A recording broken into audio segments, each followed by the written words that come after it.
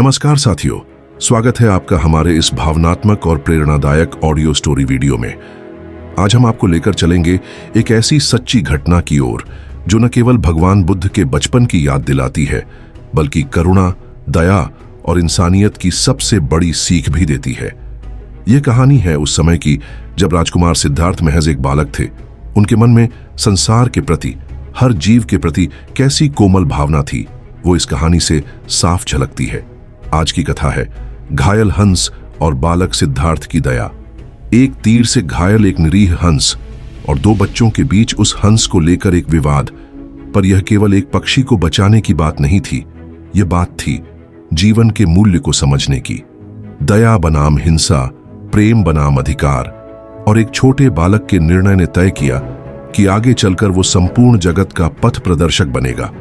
तो चलिए, कानों में अपने हेडफोन लगाइए, आंखें बंद कीजिए और इस आध्यात्मिक यात्रा में हमारे साथ डूब जाइए, जहां आवाजों के बीच आपको मिलेगा शांति का स्पर्श और आत्मा को छू लेने वाली एक सच्ची कहानी। बहुत समय पहले की बात है। कपिलवस्तु नाम के राज्य में राजा शुद्धोधन का शासन था। उनकी रानी महामाया और पुत्र राजकुमार सिद्धार्थ, जिनका जन्म पूरे राज्य में खुशी और उत्सव लेकर आया था। राजकुमार सिद्धार्थ बचपन से ही शांत स्वभाव के, गंभीर और बहुत ही दयालु थे। उन्हें खेलना पसंद था, लेकिन जीव जंतुओं के साथ क्रूरता उन्हें बिल्कुल भी सहन नहीं होती थी। बाग बगीचों में बैठकर प्रकृति को निहारना, पक्षियों की चहचहाहट सुनना और नर्म घास पर चलना, यही उनकी दुनिया थी। एक दिन की बात है, सिद्धार्थ महल के बगल वाले उद्यान में अकेले टहल रहे थे। हरियाली से ढका वह बगीचा फूलों की खुशबू और शांत वातावरण से भरा था। अचानक आकाश में एक जोर की आवाज गूंजी, फू, और एक पक्षी की कराहती सी चीख सुनाई दी। सिद्धार्थ ने सिर उठाकर देखा और फिर तुरंत नजरें जमीन पर दौड़ाईं। कुछ ही दूरी पर एक सुंदर हंस तड़पता हुआ गिरा पड़ा था। उसके पंखों से खून रिस रहा था। उसकी आंखों में दर्द और डर साफ झलक रहा था। उसके शरीर में एक तीर धंसा हुआ था। राजकुमार सिद्धार्थ दौड़ते हुए उस हंस के पास पहुंचे। उन्होंने अपने कपड़े से उसका खून साफ किया और बड़ी नरमी से तीर को बाहर निकाला। हंस कांप रहा था, पर जैसे ही सिद्धार्थ की कोमल हथेलियों ने उसे छुआ, वह थोड़ा शांत हो गया। सिद्धार्थ ने उसे अपनी गोदी में लिया और फिर बगीचे की एक शांत कोने में बैठकर उसका इलाज करने लगे। सिद्धार्थ, डरो मत, अब तुम सुरक्षित हो। किसी को भी तुम्हें फिर से चोट नहीं पहुंचाने दूंगा। कुछ ही देर में उनके चचेरे भाई देवदत्त वहां दौड़ते हुए पहुंचे। उनके हाथ में एक धनुष था और चेहरा गुस्से से लाल। देवदत्त, ये हंस मेरा है, मैंने इसे तीर मारा है, अब ये मेरी शिकार है, मुझे वापस दो। सिद्धार्थ, शांत स्वर में, देवदत्त, तुमने इसे घायल किया है, मारा नहीं, और एक जिंदा प्राणी कोई वस्तु नहीं होता जिसे कोई दावा करे। इस हंस की जान उसकी अपनी है, न मेरी न तुम्हारी। देवदत्त, लेकिन मैंने तीर चलाया है, शिकार करने का हक मेरा है। सिद्धार्थ, शिकार करना गलत है। एक निरीह जीव को मारकर तुम क्या पाओगे? अगर किसी को बचाने वाला उसे पालता है और किसी को मारने वाला उसे छीनता है, तो इंसाफ किसका साथ देगा? देवदत्त चुप हो गया। उसे पहली बार समझ आया कि दया की ताकत क्या होती है, लेकिन फिर भी वह गुस्से में महल की ओर लौट गया और राजा से शिकायत की। महल में यह बात फैल गई कि दोनों राजकुमार एक हंस को लेकर विवाद में हैं। राजा शुद्धोधन ने बुद्धिजीवियों और मंत्रियों को बुलाया और एक सभा बुलाई गई। सभा में जब दोनों राजकुमारों ने अपनी अपनी बात रखी, तो सभा में सन्नाटा छा गया। फिर एक बुजुर्ग मंत्री खड़े हुए और बोले, राजन, जो जीव को मारना चाहता है वह उसका स्वामी नहीं हो सकता, लेकिन जो उसे बचाना चाहता है, देखभाल करता है, वही उसका सच्चा रक्षक और मित्र है। इस घायल हंस की रक्षा राजकुमार सिद्धार्थ ने की है, यह उसी के पास रहना चाहिए। राजा ने सिर हिलाया और सिद्धार्थ की गोद में बैठा हंस जैसे खुद मुस्कुरा उठा। इस प्रकार सिद्धार्थ ने न केवल एक पक्षी की जान बचाई, बल्कि पूरी सभा और भविष्य को यह सिखाया कि सच्ची शक्ति दया में होती है, न कि हिंसा में। राजमहल की सभा में जब सभी ने सुना कि सिद्धार्थ ने घायल हंस को बचाया और देवदत्त ने उसे मारने का प्रयास किया, तो पूरा माहौल गंभीर हो गया। राजा शुद्धोधन की आंखों में गर्व था और रानी महामाया का चेहरा बेटे की करुणा देखकर भावुक हो उठा। सभा भले ही समाप्त हो गई थी, लेकिन सिद्धार्थ के भीतर एक सवाल गूंजता रहा। क्यों लोग प्राणियों को कष्ट देते हैं? क्यों जीवों की हत्या में साहस खोजा जाता है?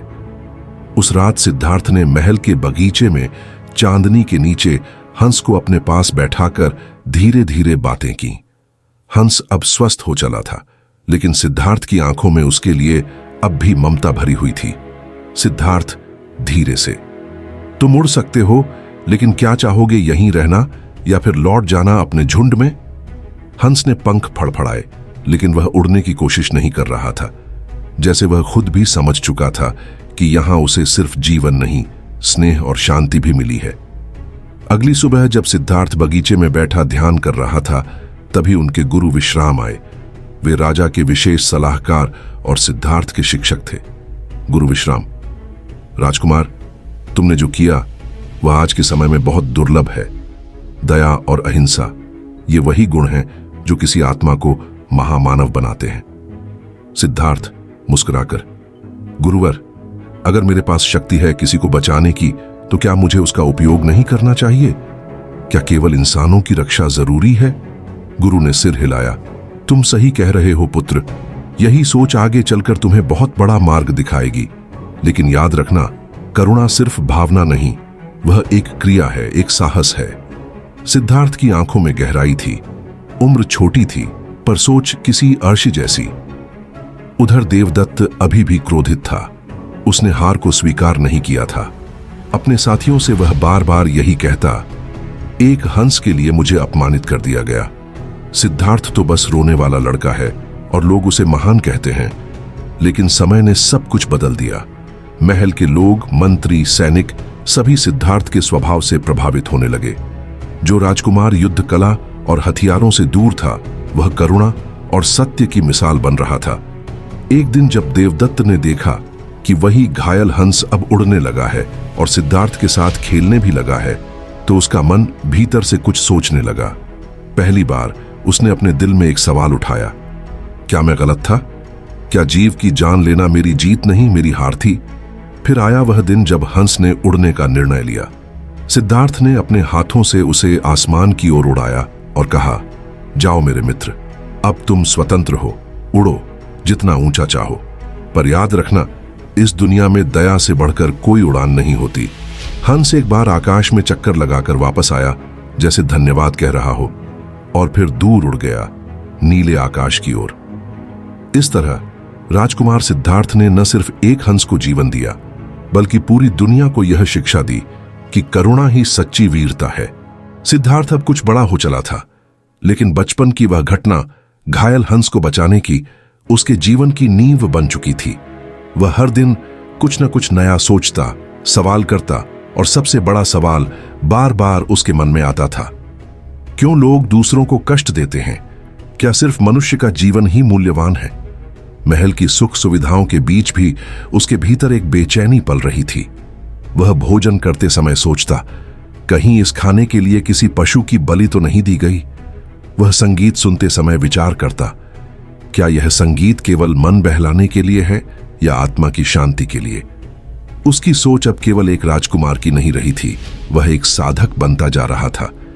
एक दिन रानी महामाया ने सिद्धार्थ से पूछा, बेटा, तुम इतना गंभीर क्यों रहते हो? बाकी राजकुमारों की तरह खेलते नहीं, युद्ध कला में रुचि नहीं, फिर क्या सोचते हो सारा दिन? सिद्धार्थ मुस्कुराकर बोले, मां, मैं सोचता हूं कि दुख क्यों है, मृत्यु क्यों होती है, और क्या कोई ऐसा मार्ग है जिससे सभी को मुक्ति मिल सके। रानी उसकी आंखों में देखकर शांत हो गईं। उन्हें एहसास हुआ यह कोई साधारण बालक नहीं, भविष्य का बोधिसत्व है। एक दिन सिद्धार्थ महल के बाहर एक बुजुर्ग भिक्षु को देखकर ठिठक गए। उस भिक्षु की आंखों में शांति थी, चेहरे पर चमक थी और चाल में संयम। सिद्धार्थ उनके पास गए और पूछा, आपने यह शांति कैसे पाई? भिक्षु ने उत्तर दिया, करुणा से। जब मैंने यह समझा कि सभी जीव एक दूसरे से जुड़े हैं, तब मैंने हिंसा छोड़ दी, मोह छोड़ दिया और सत्य की खोज में निकल पड़ा। यह बात सुनकर सिद्धार्थ के भीतर वर्षों पहले घायल हंस की वह घटना फिर से जीवित हो उठी। तभी तो मैंने हंस की जान बचाई थी, तभी तो मुझे उससे ममता हो गई थी। वही करुणा तो मेरे भीतर थी। और यही थी उस एक घटना की शक्ति जिसने सिद्धार्थ को संसार की पीड़ा की ओर झुकाया। घायल हंस एक छोटा सा पक्षी, एक छोटी सी घटना, लेकिन उसी ने एक राजकुमार के भीतर महाबुद्ध का बीज बो दिया। सालों बाद जब सिद्धार्थ राजमहल त्याग कर तपस्या के मार्ग पर निकले तो उनके साथ सिर्फ कुछ वस्त्र नहीं थे, उनके साथ थी दया, करुणा और हर प्राणी के प्रति प्रेम की भावना जो उन्होंने एक घायल हंस से सीखी थी। अंत में यह कहानी हमें सिखाती है कि एक छोटा सा करुणा भरा कार्य भी किसी महान परिवर्तन की शुरुआत बन सकता है। बालक सिद्धार्थ ने जब एक हंस की जान बचाई तब किसी को पता नहीं था कि वही दया आगे चलकर एक पूरी दुनिया को बुद्धत्व का मार्ग दिखाएगी। करुणा की यही चिंगारी बोधि की अग्नि बन गई। तो दोस्तों, ये थी बालक सिद्धार्थ और घायल हंस की करुणा से भरी प्रेरणादायक कहानी। एक छोटी सी दया की भावना कैसे पूरे संसार को बदलने की शक्ति रखती है, यही इस कथा का सार है। अगर आपको यह कहानी पसंद आई हो तो वीडियो को लाइक जरूर करें, कमेंट में अपने विचार लिखें और चैनल को सब्सक्राइब करना न भूलें, क्योंकि ऐसी ही दिल को छू जाने वाली कहानियां हम आपके लिए हर हफ्ते लाते रहेंगे। फिर मिलेंगे एक नई कथा के साथ। तब तक के लिए अपने भीतर की करुणा को जिंदा रखिए और सुनते रहिए आपकी अपनी आवाजों की दुनिया। धन्यवाद।